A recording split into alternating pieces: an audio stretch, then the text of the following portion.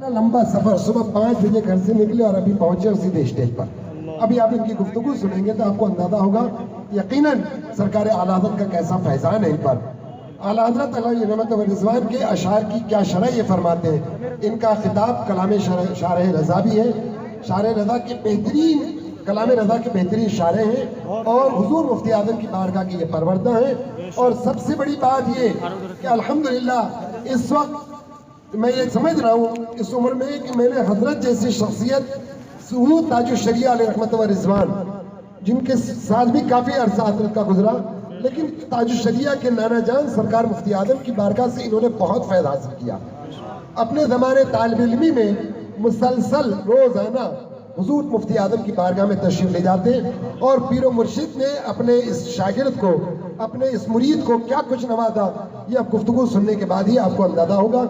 मैं हज़रत का तारुफ भरपूर नहीं करा सकता, इतना ज़रूर कहूँगा कि जहाँ हज़रत के कदम पहुँचे अल्हम्दुलिल्लाह अल्हम्दुलिल्लाह सुन्नियत में निखार आ गया। यहाँ तो मुझे निखार नज़र आ रहा है, लेकिन अब हज़रत के कदम आए तो और निखार आ जाएगा। मैं इसकी एक मिसाल देकर के आपसे रुखसत हो जाऊँ।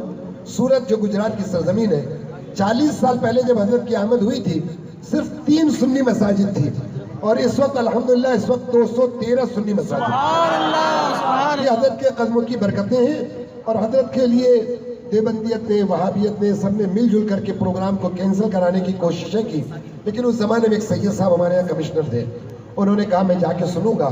जब इनकी गुफ्तगू सुनी कुरान और हदीस की रोशनी में जो इन्होंने बयान किया, तो वो सुन करके कहने लगे कि मैं भी एक मुसलमान के घर में पैदा हुआ हूँ, मैंने अल्लाह और उसके रसूल का कलाम सुना, कुरान की तिलावत सुनी, उस बंदे खुदा पर मैं कैसे पाबंदी लगाऊं। और अल्हम्दुलिल्लाह यही आलम हुआ कि आज सूरत की सूरत निखर गई। आप कभी रबीउल अव्वल में तशरीफ लाएंगे तो देखेंगे एक ही जगह पर जहाँ कुरैशी, अल्हम्दुलिल्लाह पता चला कि ये भी कुरैशी मोहल्ला है, सूरत के भी वो कुरैशी बिरादरान हैं जिन्होंने ईद मिलाद का प्रोग्राम शुरू किया था आज के 38 साल पहले। हर साल एक ही जगह पर 38 साल से हज़रत के खिताब हो रहे हैं और ये 39वां साल है। तो ये कुरैशी बिरादरान बड़े खुशकिस्मत है। अल्लाह ताला इन सब को अपने हिफ्ज़ व अमान में रखे और हुज़ूर अशरफुल फ़ुक़हा के फैज़ान से हम सबों को मुस्तफ़ीज़ फरमाए। तमाम अहबाब अगर कुर्सी हो तो कुर्सियों पर, नहीं तो ज़मीन पर बैठ जाए। हम यहाँ ज़मीन पर बैठेंगे तो इंशाअल्लाह यही आखिरत में हमें बुलंदी अता होगी। वादी रज़ा की कोई हिमालय रज़ा का है, जिस समत देखिए वो इलाका रज़ा का है। अगलों ने तो लिखा है बहुत कुछ इल्म दीन पर, जो कुछ है इस सदी में वो तन्हा रज़ा का है। एक गुजारिश करके अपनी गुफ्तगू ख़त्म करता हूँ। बराए मेहरबानी कोई साहब वीडियोग्राफी ना करे। हुजूर अशरफुल फ़ुक़हा इसके सख्त मुखालिफ है। बराए करम अगर किसी ने वीडियोग्राफी की है तो उसे डिलीट कर दे। ये इस मजमे के अंदर सबके सामने इस बात का मैं ऐलान कर रहा हूँ, कल उठकर कोई साहब अपना वीडियो न दिखाए कि देखिए मैंने मुफ्ती साहब का वीडियो लिया है, अशरफुल फ़ुक़हा का वीडियो लिया है। उलमाए किराम के सामने इस बात का ऐलान हो रहा है। हुजूर अशरफुल फ़ुक़हा, हुजूर ताजुश शरिया और हमारे जो अकाबिर उलमाए किराम है जो मसलक के आला हज़रत के पाबंद हैं, वो इसके सख्त मुखालिफ है। बराए करम वीडियोग्राफी ना करें, हज़रत का इस्तक़बाल कर लें। नारे तकबीर, नारे रिसालत, मसलक आला हज़रत हुजूर अशरफुल फ़ुक़हा हज़रत अल्लामा मुफ्ती मुजीब अशरफ साहब क़िबला। दरमियान में जगह है, अगर आप लोग थोड़ा थोड़ा आगे आ जाए तो बड़ा अच्छा रहेगा। आलिम दीन की जितने करीब से रहकर आप ज़ियारत करेंगे, उनकी गुफ्तगू सुनेंगे, उतना ही लुत्फ़ आएगा। जो हज़रात पीछे हैं वो भी पीछे से खड़े न रह करके आके बैठ जाएं। आप हज़रात के लिए बैठने का उलमा इकराम से गुजारिश है कि स्टेज पर फ़ौरन आ जाएं और बैठने वालों से गुजारिश है थोड़ा सा रास्ता छोड़ दें, आने वालों के लिए थोड़ा सा रास्ता छोड़ दें। उलमा इकराम से दोबारा गुजारिश कि स्टेज पर फ़ौरन आ जाएं।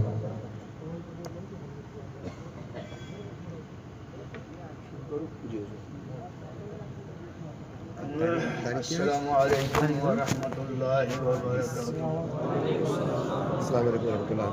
20 अक्टूबर 2018 अल्हम्दुलिल्लाह 21 अक्टूबर।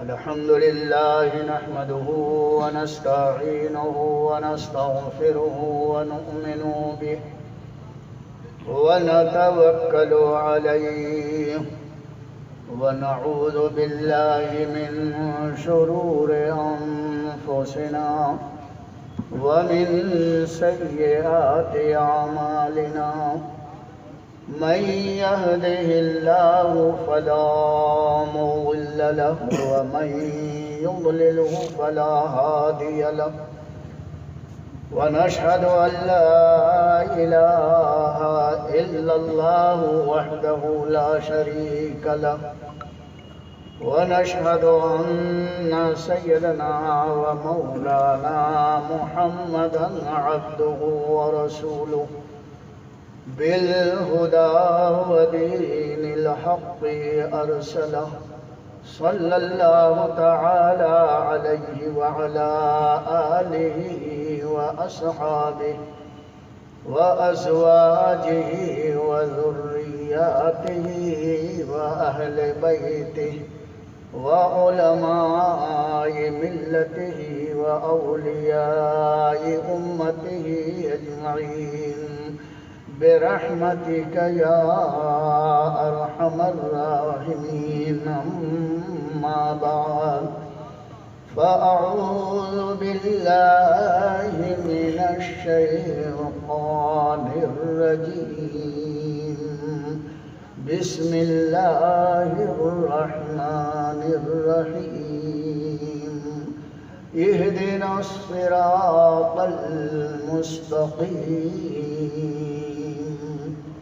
صدق الله مولانا العظيم.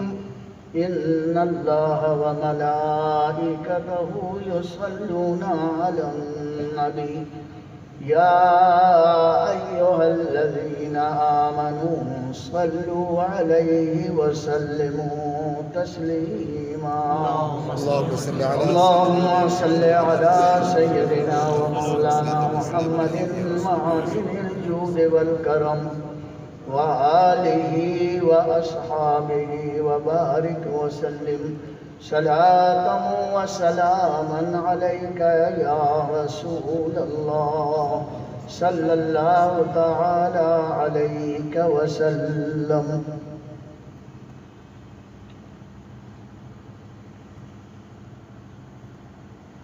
حضور تاج الشریعہ علیہ الرحمت والرضوان سبحان اللہ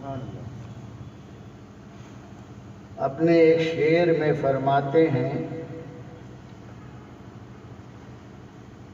آب و گل میں نور کی پہلی کرن. سبحان اللہ سبحان اللہ. آب و گل میں نور کی پہلی کرن جانے آدم جانے حوا آپ. سبحان اللہ جانے آدم جانے حوا آپ ہیں. حضور اکرم صلی اللہ علیہ وسلم کے مقام اور رفعت کو اس شعر میں تاج الشریعہ علیہ الرحمہ نے بیان فرمایا اور ساتھ ہی ساتھ انسانوں کی ابتدا اور اس ابتدائی مرحلے میں حضور اکرم صلی اللہ علیہ وسلم کا فیضان. سبحان اللہ. یہ عقیدے کی بات ہے، ایک شعر میں آپ نے بیان فرما دیا. فرماتے ہیں آب و گل میں، آپ کہتے ہیں پانی کو اور گل کہتے ہیں مٹی کو. ہمارا عقیدہ یہ ہے کہ حضرت آدم علیہ السلام پانی اور مٹی سے پیدا کیے گئے. قرآن نے بھی یہی فرمایا اور حدیث میں یہی ہے. تاریخ انسان کی پیدائش کی یہ ہے کہ جب اللہ تعالیٰ نے چاہا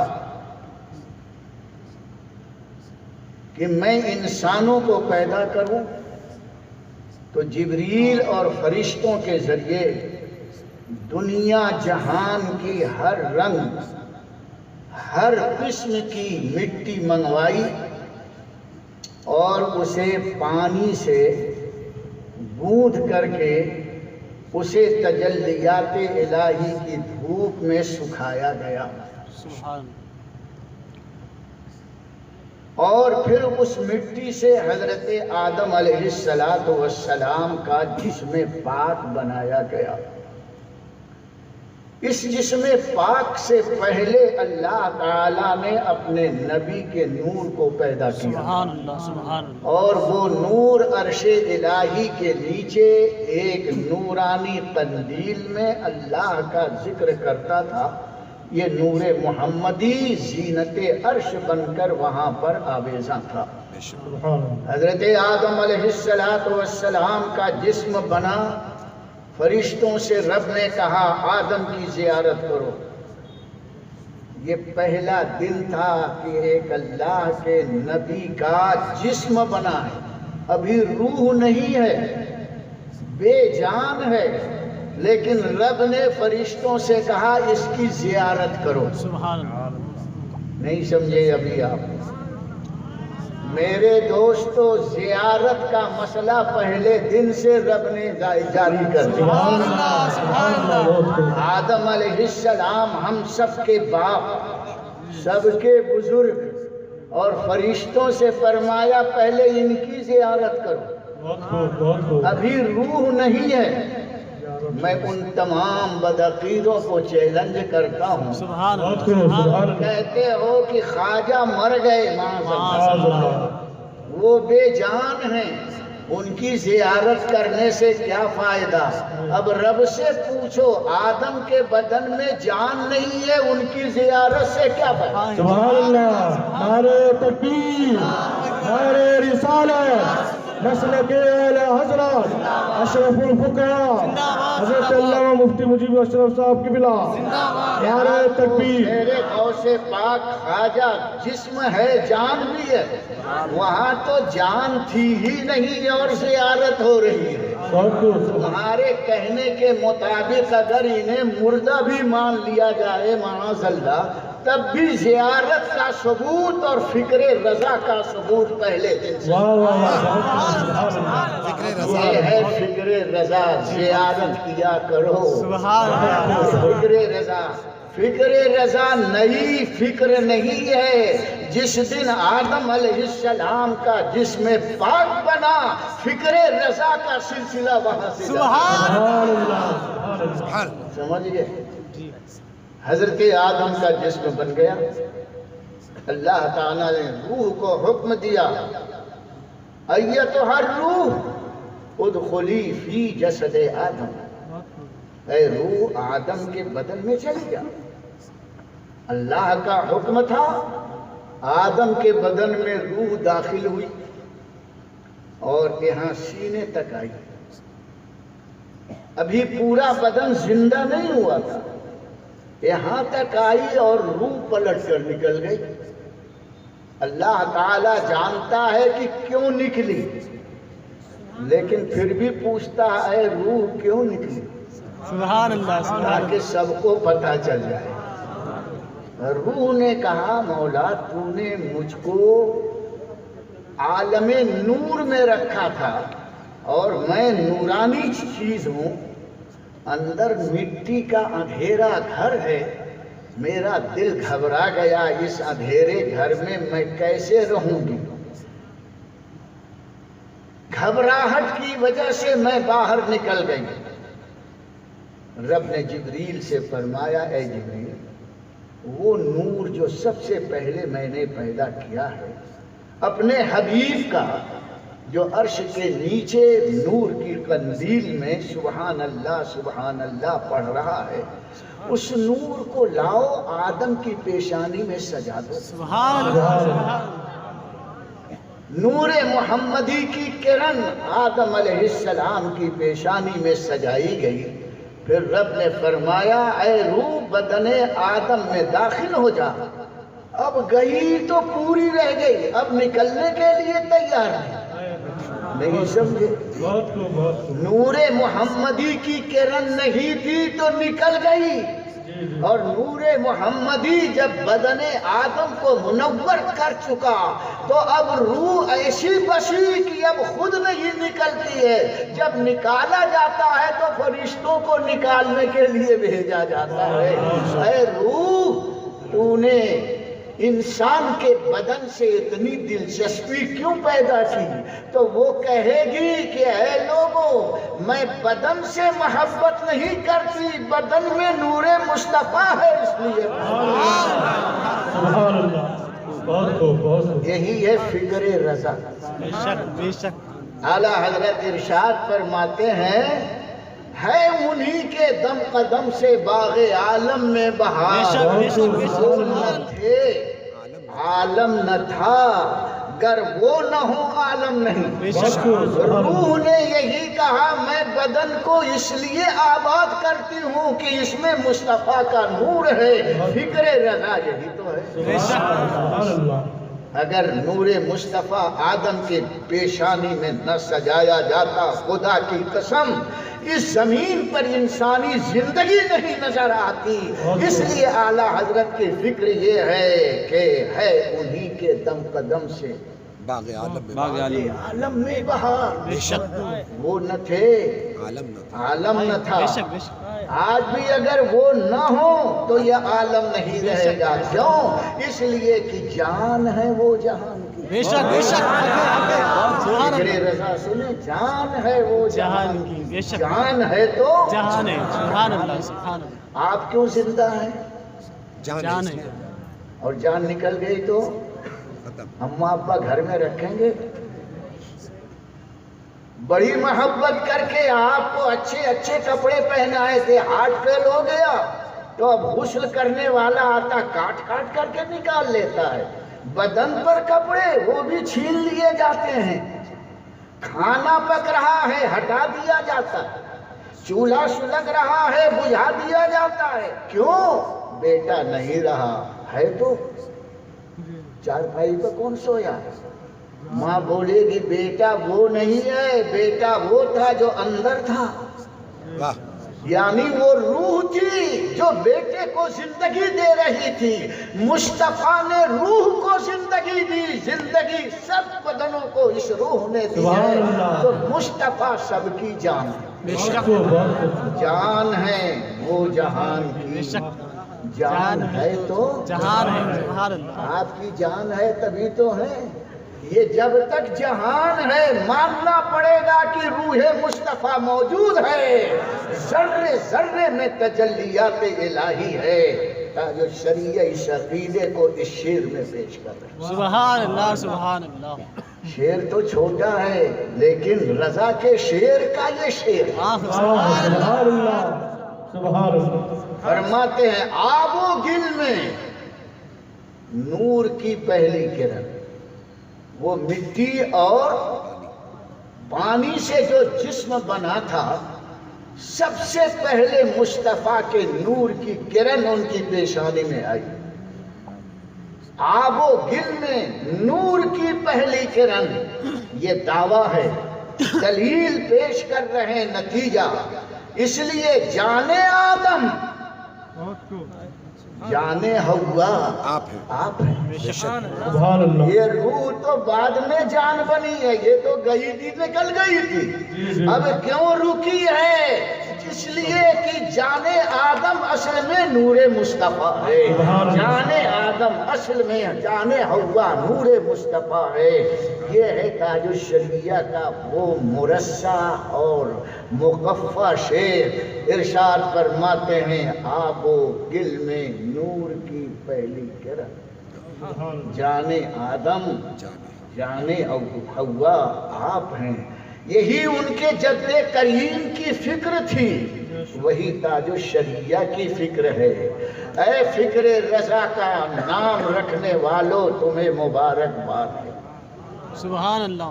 تم نے اپنا قریشی مزاج دنیا کو دیا۔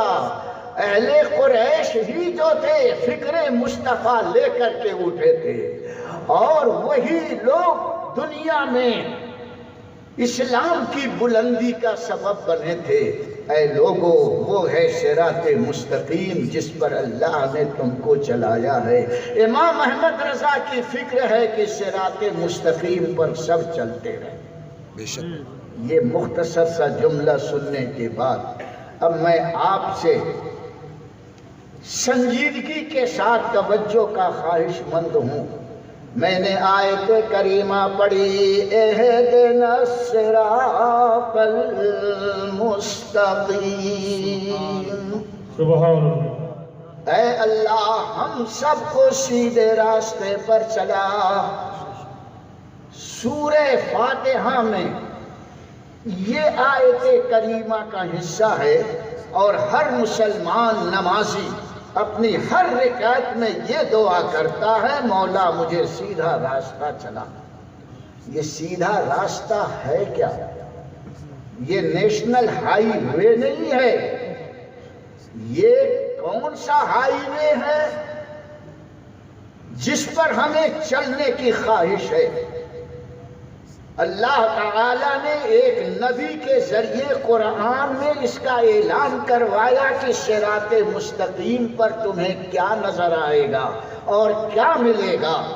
قرآن مجید ارشاد فرماتا ہے، نبی نے فرمایا ان ربی علی صراط مستقیم، سبحان اللہ، بے شک میرا پروردگار صراط مستقیم پر ہے۔ سبحان اے رب کے تلاش کرنے والوں، اے رب کا جلوہ سمیٹنے والوں، اگر تم نے ادھر ادھر پگڈنڈیوں میں جا کر ٹابک ٹوئیاں کھیلتے رہے، رب کا قرب حاصل نہیں ہوگا۔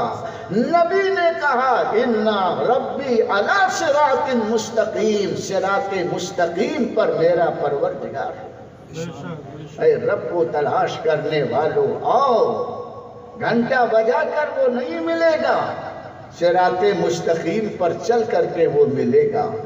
اور رب نے کیا فرمایا؟ نبی نے تو کہا میرا پروردگار صراط مستقیم پر ہے، پروردگار نے کیا فرمایا؟ قرآن فرماتا ہے یاسین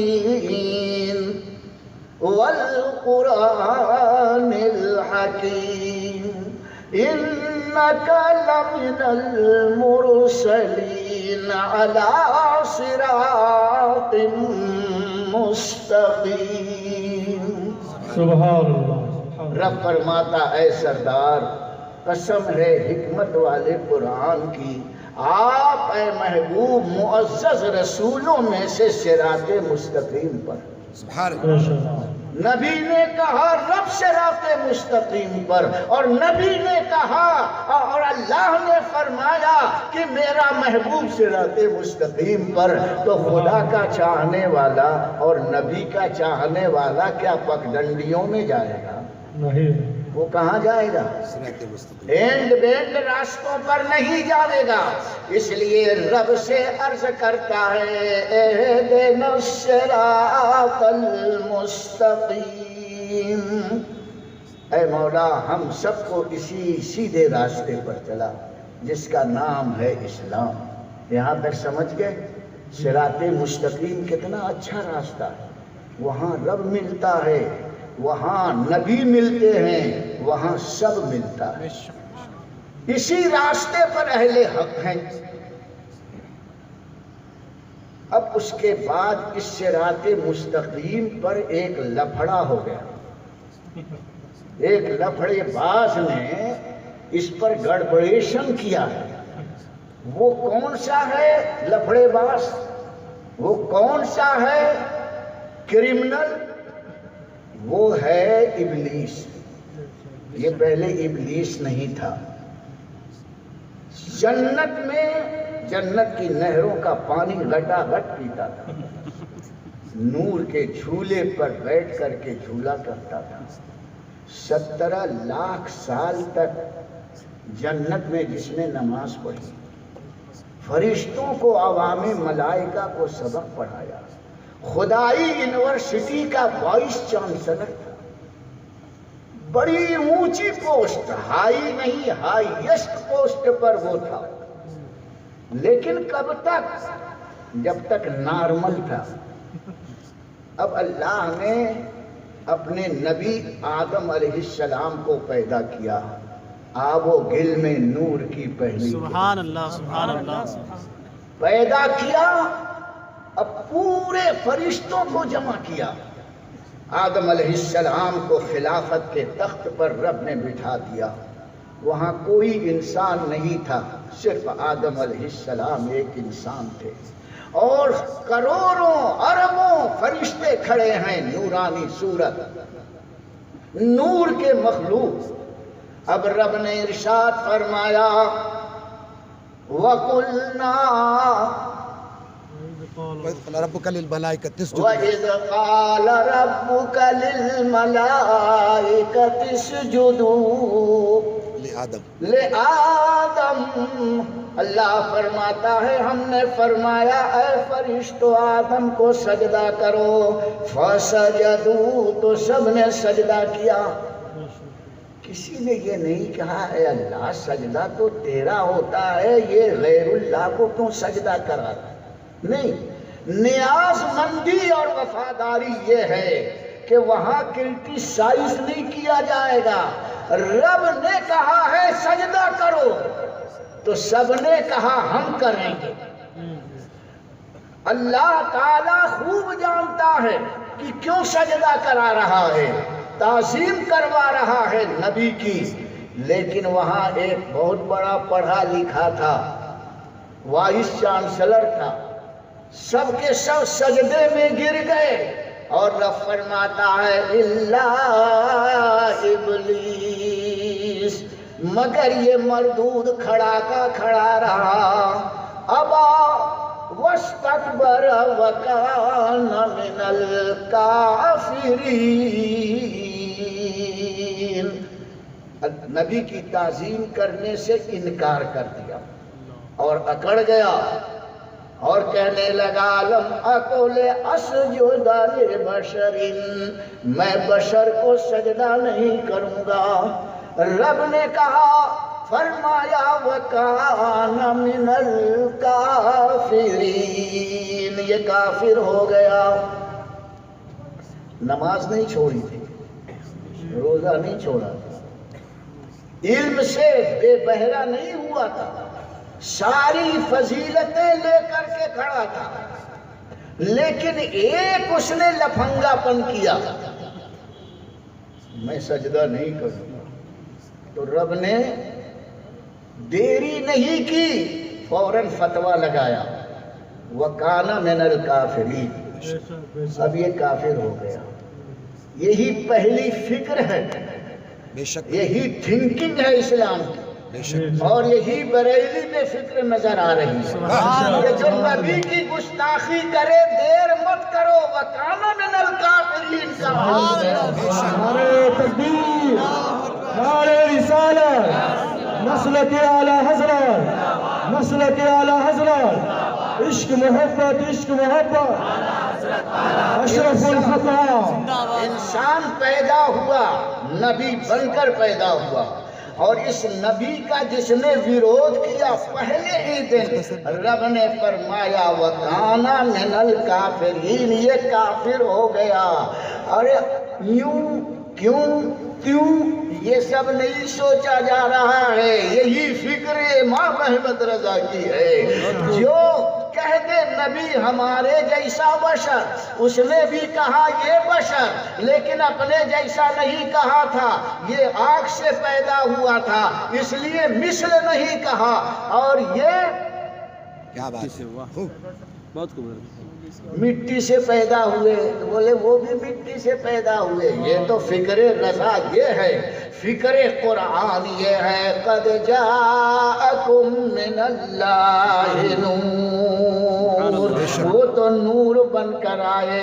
تاج الشریعہ کی فکر بھی یہی ہے کہ خواب و گل میں نور کی پہلی کرن، جانے آدم جانے ہوا آپ ہیں. میں بڑھاپے میں 84 سال کا میں نے بھی الاپنا شروع کیا، اچھی اچھی آواز والوں میں پھٹے بانس جیسا بھی بول رہا ہے. یہ ہے فکر رضا، یہ ہے فکر اسلام. پہلے ہی دن اس نے کفر کیا تو پہلے ہی دن کفر کا فتویٰ لگا دیا گیا. یہی سنت الہی ہے. بے شک اور یہ مسواک لے کے گھومتے ہیں. سنت رسول اگر پہلے سنت الہی کو ادا کر بعد میں سنت رسول ادا کرنا. بہت خوب. 10 سال کا سنت رسول ہے اور رب کی سنت ہے. نبی کے گستاخ کو کافر کہنا رب کی سنت ہے. وہ سنت اسی منہ سے ادا ہوگی کہ کافر. اور یہ دانت صاف کر سنت رسول سنت یہ کون سی فکر ہے؟ آج تک میری سمجھ میں بات ہی نہیں آئی. فکر اسلام ہی فکر رضا ہے. بے شک بے شک. اللہ تعالیٰ نے فرمایا نکل یہاں سے. ارشاد فرمایا اخرج منها مذموما مدحورا. یہ ہے فکر اسلام کی نبی کا گستاخ ہے اسے نکالا جائے گا. بے شک. رب نے کہا اخرج نکل منہا اس جنت سے مذموما مدحورا ذلیل بن کر رسوا بن کر. مائی ڈیئر کہہ کے نہیں نکالا گیا. وائس چانسلر کر کے نہیں نکالا گیا. جس نے سبق پڑھا تھا ان فرشتوں سے کہا شہاب ثاقب کا کوڑا لو مارو اس کی کمر پر. مار مار کر کے بھگایا گیا. بھاگتے بھاگتے ایک بات کہتا ہے سنو. وہ کہتا ہے اے میرے پروردگار آدم کی وجہ سے مجھے بھگایا گیا ہے. قرآن کی آیت کریمہ سنو.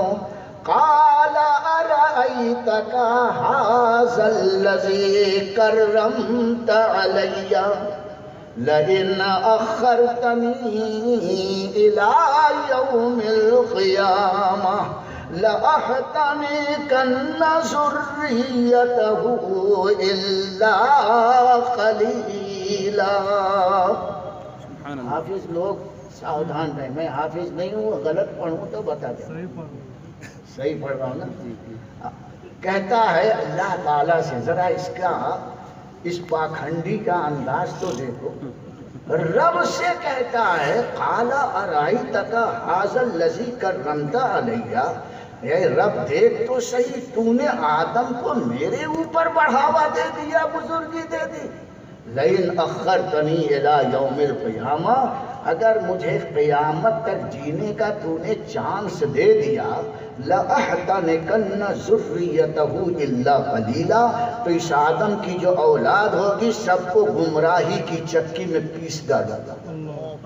إِلَّا قَلِيلًا آخر زمانے تک تھوڑے لوگ بچیں گے وہ میرے قابو میں نہیں آئیں گے. وہ کون ہے؟ وہی فکر رضا. سبحان اللہ سبحان اللہ. جس نے فکر رضا کو چھوڑا گمراہی کی چکی میں پیسا بے گیا. شک. چکی تو دیکھا ہوگا آپ نے نہیں دیکھا؟ نیچے پتھر اوپر پتھر بیچ میں کھوٹی. پرانے زمانے کی بڑی آسانی سے میں اس کا ڈیفینیشن بناؤں. نیچے پتھر اوپر پتھر اور بیچ میں کھوٹی. ہماری ماں بہنیں گیہوں لیتی تھیں اس میں ایک سوراخ ہوتا تھا اس میں ڈالتی تھی. یہ ایک جماعت گیہوں کی گئی پوری ادھر بیٹھی تھی. ایک جماعت اندر گئی اور پھر اس چکی کو گھمایا جاتا تھا. تو جتنے اندر گئے ہیں وہ چلت پھرت کرتے تھے. چلت پھرت سمجھے؟ چکی میں جا کے چپ چاپ بیٹھتے نہیں تھے گھومتے رہے ادھر سے ادھر ادھر سے ادھر. اور جتنا گھومنے کے بعد کیا ہوا نتیجہ؟ پیسنے کے بعد آٹا. اب دیکھو آٹے کو گھاٹا کیسے لگتا ہے. یہ جتنے آٹے پیسے تھے سب کا اجتماع کہاں ہوا؟ اجتماع کے معنی سمجھے؟ اکٹھا سب ہو گئے. جب یہ گیہوں آیا تھا تو اس کا نام آٹا نہیں تھا. کیا تھا؟ گیہوں تھا. اور کندھے پر کوئی لاد کے رہا ہے, کوئی تھیلی میں رکھ کے لا رہا ہے, کوئی ماروتی میں رکھ کے لا رہا ہے, کوئی سینٹروں میں لاد کے لا رہا ہے, کوئی مزدور کے سر پر لاد کے رہا. بڑے اعزاز احترام کے ساتھ جناب گیہوں صاحب تشریف لائے. لیکن گیہوں جب تک تھا گھر میں بڑا محفوظ تھا. اور جیسے ہی چلت پھرت چکی میں کی اس نے, چلت پھرت کرنے کے بعد نام بدل گیا. اب اس کو کیا کہتے ہیں؟ آٹا آٹا۔ جب تک ماں باپ کی گود میں کھیلتا رہا سنی، چلت پھرت کیا ٹنی، کیا بات ہے، نام بدل گیا۔ برا مت ماننا، حقیقت میں قرآن کی روشنی میں سمجھا رہا ہوں۔ جب یہ آٹا نیچے گرا تو ہماری ماں بہنوں نے سب کو جمع کیا اور ایک بڑے برتن میں رکھا۔ اب دیکھو سزا کیسی شروع ہوتی ہے، آٹے کو گھاٹا کیسے لگتا ہے۔ پہلے تو اس کے سر پر پانی ڈالا، یہ پہلی سزا۔ اب دوسری سزا یہ ہے مار گھوسا، مار لات، فائلاتن فائلات کی گردان شروع ہوئی، اس کی گھسائی گھسائی ہو رہی، اور مارتے مارتے اس کا بنا دیا دھوبلا۔ ابھی سزا ختم نہیں ہوئی، پھر تھوڑی دیر کے بعد اس کی منڈیاں توڑ توڑ کر کے اتنے بڑے بڑے پیڑے بنا دیے۔ ابھی بھی سزا ختم نہیں ہوئی، پھر وہ گول ہاتھ نیچے رکھا، ہاتھ میں بیلن لیا، جس کو سزا دینی ہوتی ہے عورتیں بولتے بیلن سے ماروں، بیلن ہاتھ میں لے کر کے، اس کو بیلن ہی بولتے ہیں، بیلن سے اس کو بیل بیل کر کے لمبا کر دیا۔ ابھی بھی سزا ختم نہیں ہوئی۔ وہ کالے خان جو تھے نا، تپے تپائے تھے، وہ انتظار کر رہا تھا، کم یرمائی دیا، روٹی تیار ہو گئی، اس کو توے پر ڈال دیا۔ ابھی توے پر پیٹھ سکائی نہیں ہوئی کہ دھوبڑے کے بدلے چلا گیا۔ وَتُقْوَى بِهَا جِبَاهُهُمْ وَجُنُوبُهُمْ وَظُهُورُهُمْ، ان کے چہرے، ان کی پیٹھ، ان کے پیٹ داغے جائیں گے۔ یہ مذاق نہیں بول رہا ہوں، تمثیل ایگزامپل دے رہا ہوں۔ اس طرح سے گھاٹا لگا ہے، روٹی پک گئی۔ ہم آئے ناگپور سے، ابھی تو میں کھانا بھی نہیں کھا کے آیا ہوں۔ مولانا لوگ بیٹھیں گے دسترخوان پر، گرم گرم روٹی آئی۔ اب دیکھو سزا کا سلسلہ کنٹینیوس چل رہا ہے، ایک نے ادھر سے اٹھایا، ایک نے ادھر سے اٹھایا، تو اس کو 4 ٹکڑے پھٹافٹ کیا۔ 4 ٹکڑے پر بھی سزا ختم نہیں ہوئی، لقمے کا سائز اس میں سے توڑا، اور سامنے پیالے میں، پلیٹ میں گرم گرم مرچی کا شوربہ ہے، اس کا تھوبڑا اس میں ڈالا۔ چل بہت چلت پھرت کر کے آیا، یہ مرچی کے سالن میں ڈبویا گیا۔ ادھر 32 سپاہی انتظار کر رہے تھے، آؤ مسٹر چلت پھرت کرنے والے۔ منہ میں ڈالا تو اس کو پیس پیس کر کے حلوہ بنا دیا۔ ابھی سزا ختم نہیں ہوئی، کہاں گیا؟ سب سے بدبودار جگہ۔ ابھی بھی سزا ختم نہیں ہوئی، صبح سویرے تڑی پا، ایسا بے عزت ہوا کہ اپنا آدمی بھی اس کی طرف دیکھنے کے لیے تیار نہیں ہے۔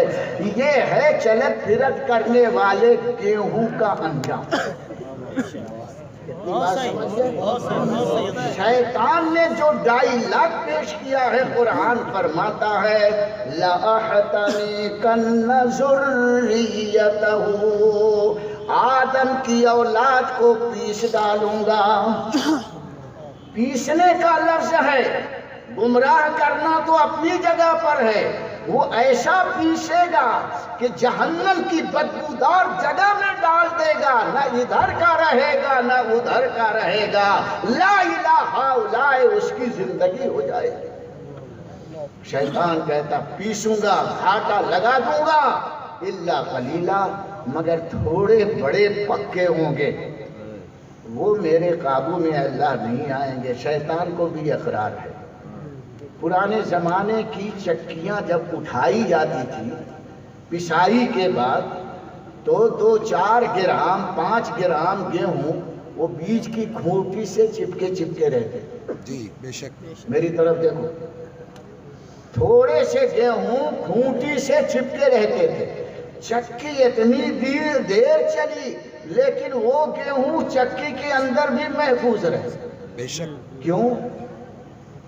کھونٹی کے دامن سے لگے رہے۔ بے شک، عربی میں کھونٹی کو کتب کہتے ہیں۔ سبحان اللہ، جو کتب صاحب کا قدم پکڑ لے رہا ہے، واہ، چکی میں بھی بچا ہوا ہے۔ اے لوگو قرآن تم سے کہتا ہے کونو مع الصادقین،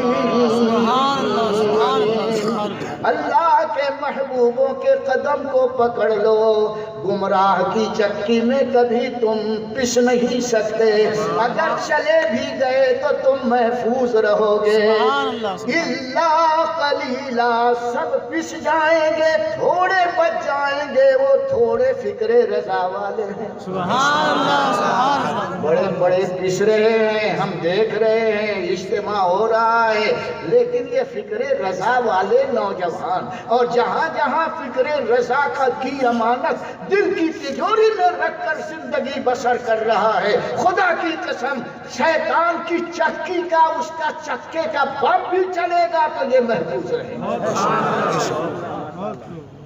اور یہ اپنی چکی میں کیسے لائے گا؟ یہ تیسرا پوائنٹ کوٹ کر رہا ہوں۔ یہ کہہ کے نہیں آئے گا میں آدم علیہ السلام کا گستاخ ہوں، آپ کے پاس آیا ہوں دعوت لے کر، یہ نہیں کہے گا میں شیطان ہوں آپ کے پاس میں تبلیغ کرنے آیا ہوں، جی نہیں۔ وہ کیا کہہ رہا ہے؟ قرآن مجید کی آیت سنو، اپنا بھی سنے چپنا بھی سنے، سنی بھی سنے ٹنی بھی سنے، اس پار والا بھی سنے اس پار والا بھی سنے۔ شیطان کہتا ہے میرے بہکانے اور گمراہ کرنے کا جو انداز ہوگا، اے لوگوں سن لو، اور رب نے قرآن میں اس کو پیش کیا ہے۔ اللہ تعالیٰ ارشاد فرماتا ہے، شیطان بولا لَأَقْعُدَنَّ لَهُمْ صِرَاطَكَ الْمُسْتَقِيمِ، اے اللہ تیرے بندوں کو بہکانے کے لیے میں بھی صراط مستقیم ہی پر بیٹھا۔ اب ذرا سوچو، صراط مستقیم پر لفڑا کس نے کیا؟ صراط مستقیم تو وہ ہے ان ربی علی صراط مستقیم، میرا رب صراط مستقیم پر۔ رب فرماتا ہے انک لمن المرسلین علی صراط مستقیم، محبوب آپ صراط مستقیم پر ہو۔ مومن کہتا ہے اہدنا الصراط المستقیم، ہم صراط مستقیم پر ہے، تو یہ جانتا ہے کہ مجھے دوسروں کے پاس جا کر کے بہکانے کی ضرورت نہیں ہے، میں گھنٹہ بجا کر نہیں بہکاؤں گا، شنگ پھونک کر کے نہیں بہکاؤں گا، میں تو ٹوپی پیجامے والوں کو بہکاؤں گا، اور وہ کہاں ہوں گے؟ صراط مستقیم پر۔ تو کہتا ہے کہ میں بھی صراط مستقیم ہی کا روپ دھارن کروں گا، بڑا بہروپیہ ہے، یہ شیطان کے روپ میں نہیں آئے گا، صراط مستقیم پر چلنے والوں کے روپ میں آئے گا۔ بے شک تمہارے جیسا پیجامہ پہنے گا، تم تو نیچا پہنتے ہو، یہ تو چڈا بنا کے آئے گا، سنت کے مطابق پہنتا ہوں، تم تو ایسی ٹوپی پہنتے ہو، وہ مکھنچو ٹاپ ٹوپی پہن کے آئے گا۔ تمہارے انداز کو دیکھ کر لوگ کہیں گے رہی یہ تو سنت کا، وہ تو سنت کے سانچے میں ڈھلا ہوا آئے گا، کیونکہ پھنسانا ہے۔ اس نے وعدہ کیا ہے کہ لَأَقْعُدَنَّ لَهُمْ صِرَاطَكَ الْمُسْتَقِيمِ، میں صراط مستقیم پر بیٹھ کر لوگوں کو بہکاؤں گا، نماز پڑھے گا، روزہ رکھے گا، حج کرے گا، زکوٰۃ دے گا، سارے کام کرے گا، کس لیے؟ تاکہ آپ کو صراط مستقیم سے ہٹائے۔ یہ سمجھ گئے آپ؟ جب انسان کوئی نہیں تھا، صرف آدم و حوا تھے، تو اس کے دل میں تو چوہا کود رہا تھا، کیسے ان کو جنت سے نکلواؤں، کیسے نکلواؤں۔ اب شیطان کی تبلیغ سنو، یہ چوتھا پوائنٹ ہے۔ حضرت آدم سے ملنے گیا، اس وقت تک جنت تک جانے کو شیطان کے لیے ممانعت نہیں تھی، راستہ صاف تھا، آتا جاتا تھا۔ ایک دن پہنچا پلاننگ کر کے، اور جا کر کہتا ہے، قرآن فرماتا ہے هل ادلکم علی شجرۃ الخلد وملک لا یبلی، اے آدم و حوا میں آیا ہوں تاکہ آپ لوگوں کو شجرہ خلد کا پتہ بتا دوں۔ شجر کہتے ہیں درخت کو، اور خلد کہتے ہیں ہمیشگی کا درخت۔ جا کے کہتا ہے جنت میں میں بہت دن تک رہا ہوں، لیکن نکال دیا گیا، اے آدم علیہ السلام ایک ایسا درخت ہے کہ جو اس کا پھل کھا لے ہمیشہ ہمیشہ جنت میں رہنے کا موقع اسے مل جائے گا. مقصد کیا تھا اس کا؟ نکال لو اور بولی کیا بول رہا؟ رہنے کی. جنتی کو جنت میں ہمیشہ رہنے کا ڈھنگ بتانے گیا. کیسا مردود ہے. وہیں سے لوگوں نے سیکھا. مصلی مسجد میں نماز پڑھتا آیا اسی کو نماز پڑھانے کے لیے. کیا بات ہے. مقصد کچھ اور ہے. دال میں کالا ہے. میں ابھی تفصیل نہیں بیان کر رہا ہوں, ٹائم ہو رہا ہے. حضرت آدم علیہ السلام کہتے ہیں کہ وہ درخت کون سا ہے؟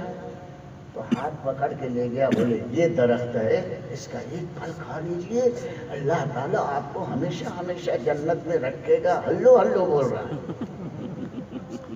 حضرت آدم علیہ السلام نے کہا ارے یہ درخت جب میں پیدا ہوا تھا تو اس وقت اللہ نے فرماتا وَلَا تَقْرَبَا هَٰذِهِ الشَّجَرَةَ فَتَكُونَا مِنَ الظَّالِمِينَ. اے آدم اس درخت کے پاس مت جانا ورنہ حد سے آگے بڑھنے والوں میں سے ہو جاؤ گے. اس درخت کا پھل میں نہیں کھاؤں گا. اس دن چلا آیا, سوچنے لگا اب آدم علیہ السلام کے سامنے کون سا ڈائیلاگ پیش کروں. پھر سوچا کر کے گیا. ایک دن کہنے لگا السلام علیکم. پہلے سلام کر السلام علیکم. حضرت آدم نے کہا آج کیسے آئے؟ بولے اس دن آپ نے کہا تھا اللہ تعالیٰ نے منع کیا اس لیے میں نہیں کھاؤں گا. لیکن منع کیوں کیا ہے اس راز کو میں جانتا ہوں, آپ نہیں جانتے. ارے کیا رازدار ہے. تو کہتا کیا ہے اللہ تعالیٰ اس کے قول کو قرآن میں پیش کرتا ہے. شیطان بولا ما نہاکما ربکما عن هذه الشجرة الا ان تکونا ملکین او تکونا من الخالدین.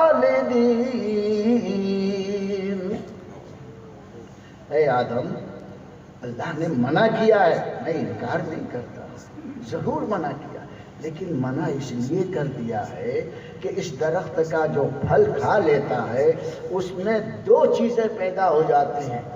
یا تو وہ فرشتہ بن جاتا ہے یا ہمیشہ رہنے کا اس کو ادھیکار مل جاتا ہے. اللہ تعالیٰ نہیں چاہتا ہے کہ آپ فرشتہ بنے, انسانی رکھنا چاہتا ہے. کھولو فرشتہ بن جاؤ.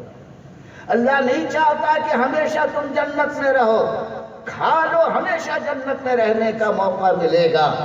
حضرت آدم نے کہا تیری بات آج بھی مجھ کو سمجھ میں نہیں آئی. واپس ہو گیا.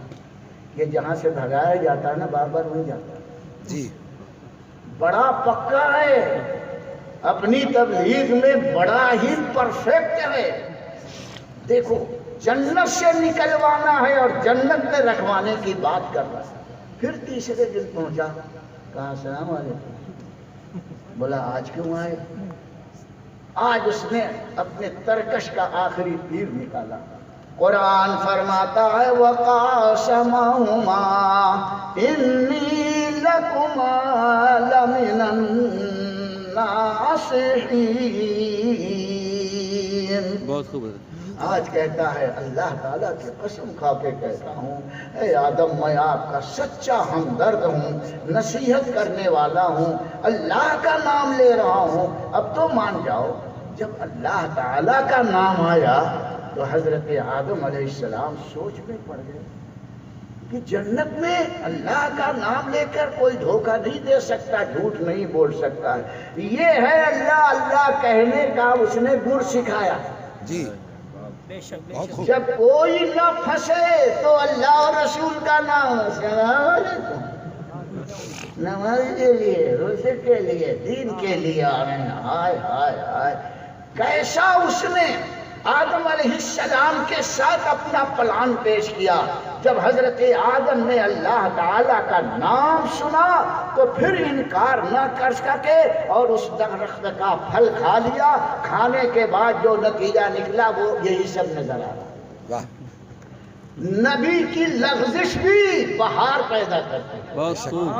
نبی کی لغزش بھی آبادی پیدا کرتی ہے.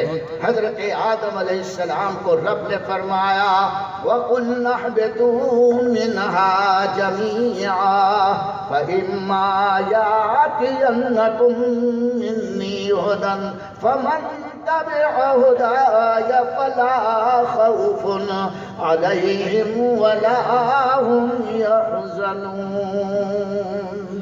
اے آدم و حوا، اب تم زمین پر چلے جاؤ. شیطان صراط مستقیم کی بولی بولے گا. برین واش کر لو سنیو، فکر رضا والو.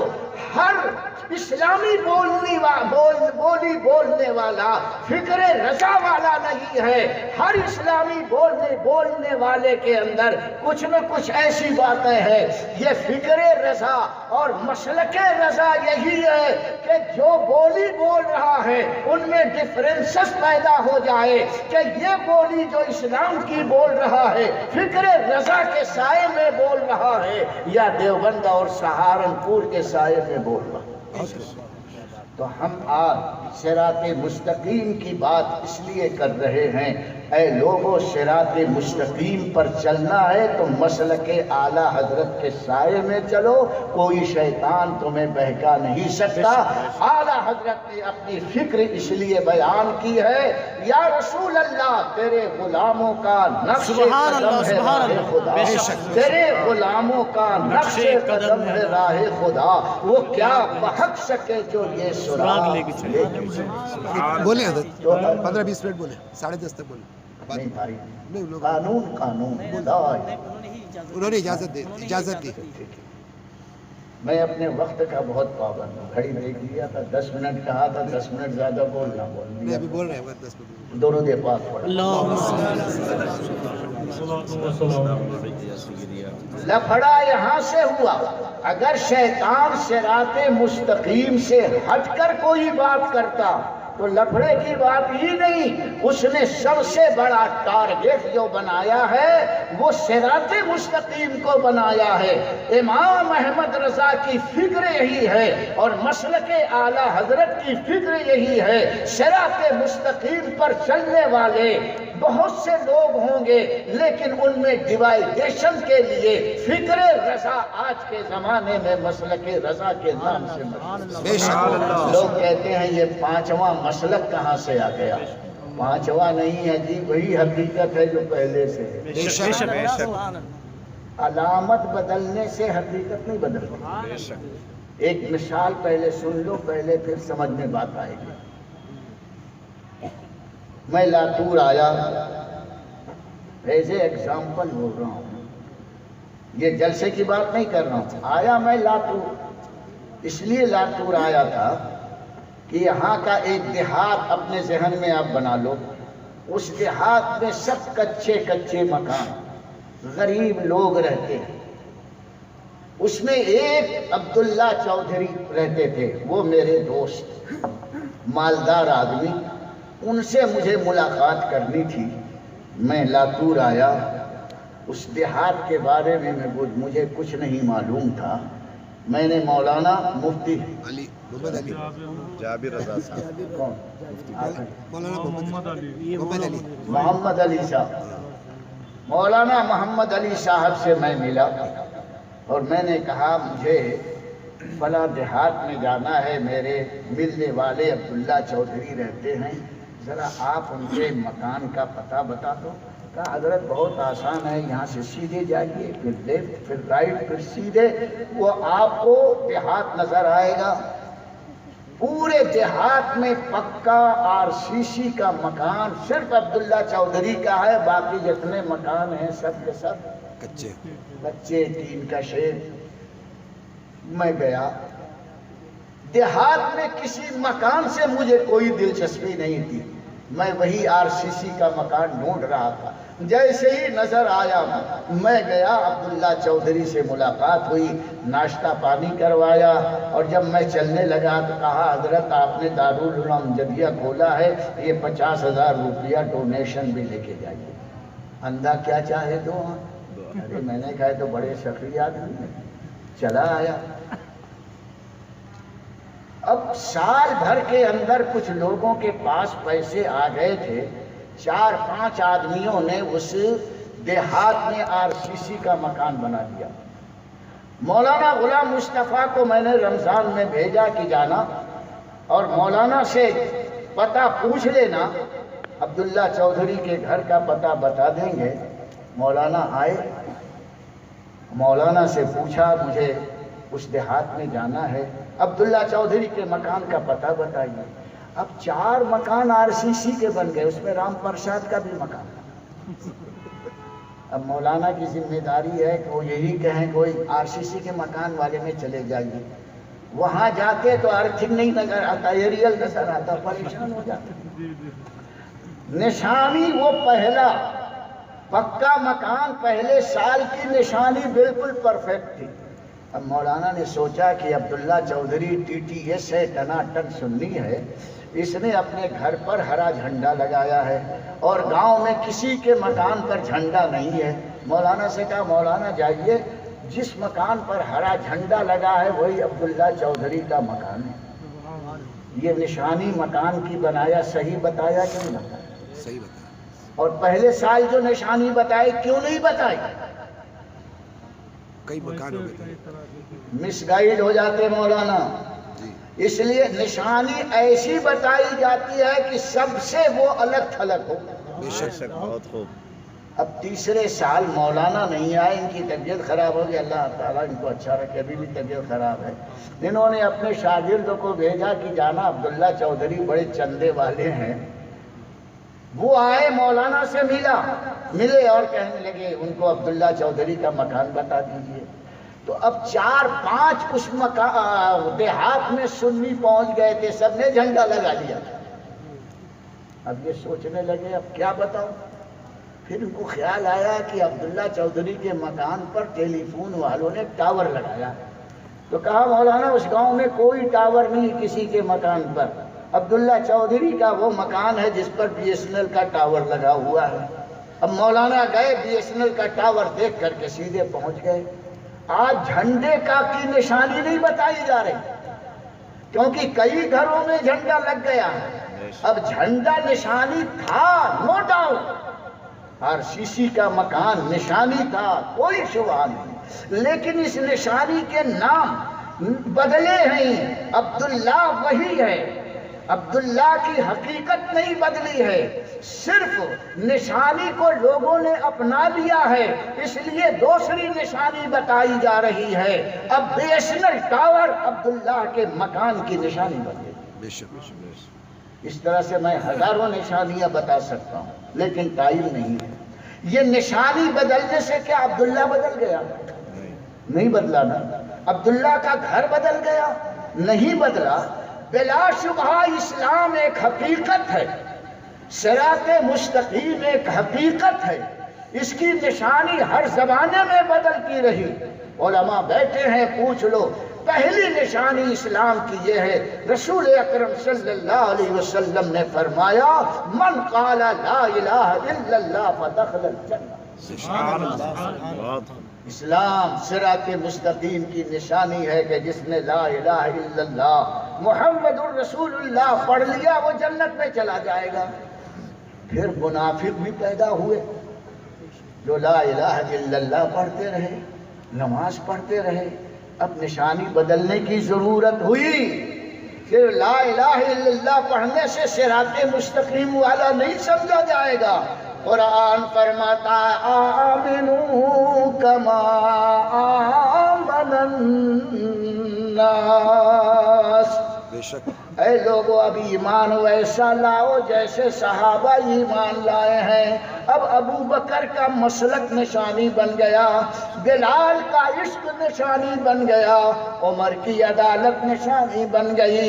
صراط مستقیم کی نشانی صرف لا الہ الا اللہ کہنا نہیں رہا، نماز پڑھنا نہیں رہا، بلکہ آمنوا کما آمن الناس۔ بے شک۔ اب لوگ جیسے ایمان لائے ہیں، بلال جیسے عاشق بننا پڑے گا۔ اس زمانے میں فکر رضا کو سمجھو کتنی اہم چیز ہے، جلسہ بھی کتنا اہم ہے۔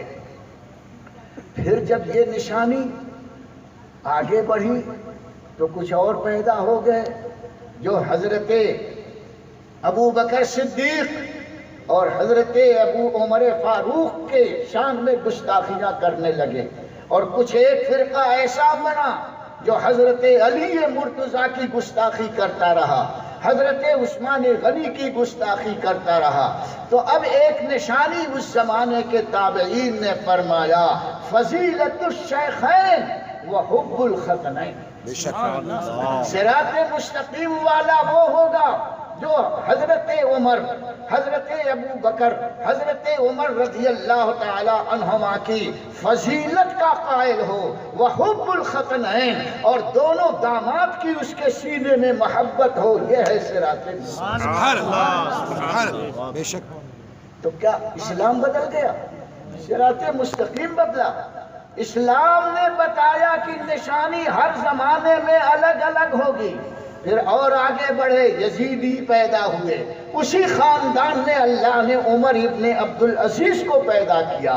اب یزیدیت کے خلاف حضرت عمر ابن عبدالعزیز رضی اللہ تعالی عنہ نے شان بنایا، اور عمر ابن عبدالعزیز کا مسلک یزیدیت کو اور حسینیت کو ڈیوائیڈ کرنے کے لیے بن گیا۔ بے شک۔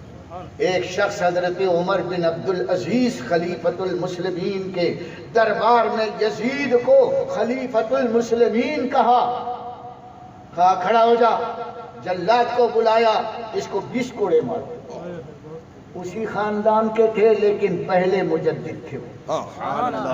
صراط مستقیم پر چلنے والے خاندان سے نہیں پہچانے جاتے ہیں، فکر اسلام سے پہچانے جاتے ہیں۔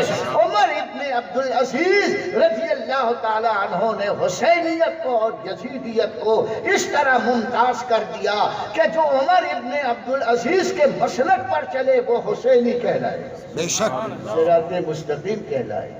اور آگے بڑھا، امام ابو حنیفہ رضی اللہ تعالی عنہ کا مسلک حنفی کہلانے لگے۔ تو کچھ ایسے لوگ پیدا ہوئے سب اپنے کو حنفی کہتے تھے۔ ارے غضب تو یہ ہے، قادیانی نیا نبی مانتا ہے لیکن عمل حنفی مسلک پر کرتا ہے، اس سے بڑی سزا مولانا اور کیا ہے؟ نبوت کا دعویٰ کرے اور غیر نبی کے مسلک پر چل رہا ہے۔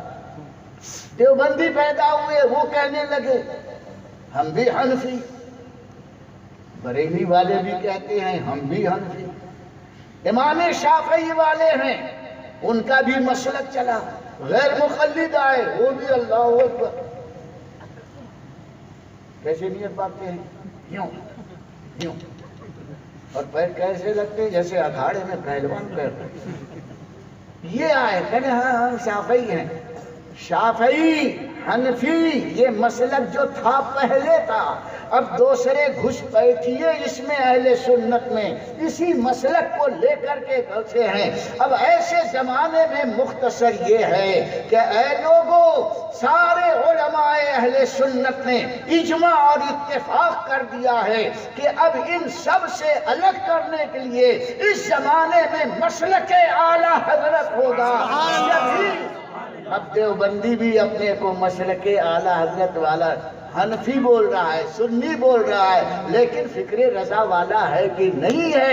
یہ فکر رضا آج کے زمانے میں حق کی علامت ہے۔ بے شک۔ سبحان اللہ۔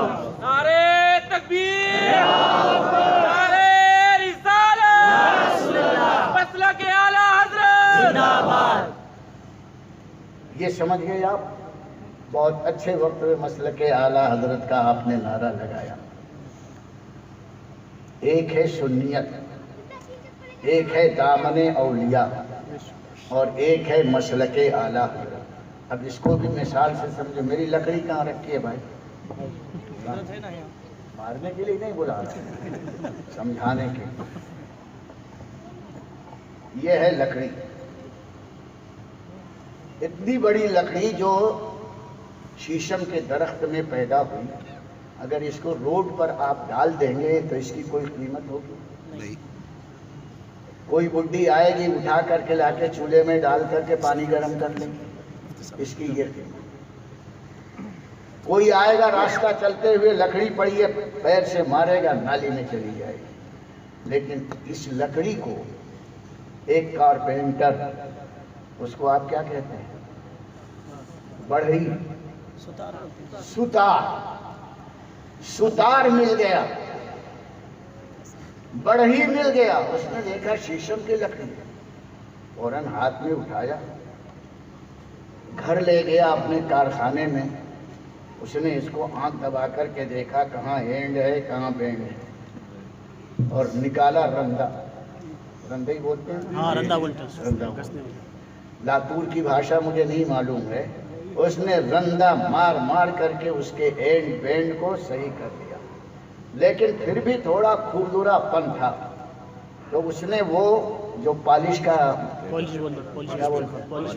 پالش پیپر اس نے منگایا، خوب گھسا کہ ہاتھ اس پر سرکنے لگا، پھسلنے لگا۔ اب بہترین قسم کی چھڑی ہو گئی۔ پھر اس نے سوچا کہ مجیب اشرف 84 سال کا بڈھا اگر ایسے لے کے چلے گا تو یہ لکڑی پھسل جائے گی، تو اس نے یہ ہینڈل لگا دیا۔ اس کا فائدہ یہ ہے کہ اچھے سے میرے ہاتھ میں آ جائے۔ پھر اس نے کہا ابھی یہ سادہ سادہ ہے، اس نے سب پینٹنگ بھی کر دیا۔ پھر سوچا کہ کہیں چکنی زمین ہوتی ہے، بارش میں کائی لگ جاتی ہے یا پتھر ہوتا ہے، اس پر اگر خالی لکڑی لے کر کے چلیں گے اور کہیں چکنی زمین ہے تو بڈھا پھسل جائے گا، نقصان ہوگا۔ حالانکہ یہ سب لکڑی جو ہے سب سہارا دینے کے لیے ہے، لیکن الگ الگ پارٹس اس کے ہیں۔ اتنا سمجھ گئے؟ اب آؤ، ہمارے ہاتھ میں یہ مسلک اہل سنت، سبحان اللہ سبحان اللہ، یہ پورا اسلام اور سنیت، اور جناب سرور کائنات کی سنتوں پر عمل کرو گے تو ایسے تمہارے اندر ڈیزائن پیدا ہو جائے، سبحان اللہ سبحان اللہ، بہت خوبصورت ہو جاؤ گے۔ اور اولیاء کرام کا جو دامن تھامتے ہو، یہ اولیاء کرام کا دامن ہے، غوث کا دامن نہیں چھوڑیں گے۔ جب غوث اور ولی کا دامن آ جائے گا تو یہ سنیت کا مسلک آپ کے ہاتھ میں مضبوطی کے ساتھ آ گئے، صراط مستقیم پر بڑے آرام سے چلو گے۔ اب یہ جو بش ہے، کبھی کبھی آدمی چلتے چلتے پھسلتا ہے، تو یہ ہے مسلک اعلیٰ۔ سبحان اللہ۔ اب چلو سراٹے کے ساتھ، چکنی زمین ہو یا رفنس ہو، یہ بش لگ گیا، اب اس کی گرفت اتنی مضبوط ہو گئی کہ پھسلو گے نہیں۔ یہ ہے مسلک سنیت، یہ ہے اولیاء کا دامن، اور یہ ہے مسلک اعلیٰ حضرت۔ اب سمجھ گئے؟ اس لیے مسلک اعلیٰ حضرت وہ ہے اس زمانے میں، صراط مستقیم پر آنکھ بند کر کے چلے جاؤ، شہر مدینہ پہنچ جاؤ۔ سبحان اللہ۔ اعلیٰ حضرت ارشاد فرماتے ہیں، آنکھیں بند، طیبہ میں مر کے طیبہ میں مر کے چلے آؤ، طیبہ میں ٹھنڈے چلے آؤ آنکھیں بند، طیبہ میں مر کے ٹھنڈے ٹھنڈے چلے آؤ آنکھیں بند، سیدھی سیدھی سڑک یہ شہر شفاعت نگر کی، سبحان اللہ۔ اعلیٰ حضرت کی فکر یہ ہے، اس لیے ہم کو مسلک اعلیٰ حضرت کے بش کی ضرورت ہے۔ فکر رضا والے یہ بش لے کر بیٹھے ہیں، خالی سنی سنی کہتے چلو گے پھسل جاؤ گے، غوث کا دامن نہیں چھوڑیں گے پھسل جاؤ گے۔ ان سب کو سنبھالنے کے لیے آج کے دور میں مسلک اعلیٰ حضرت ہے، کبھی نہیں۔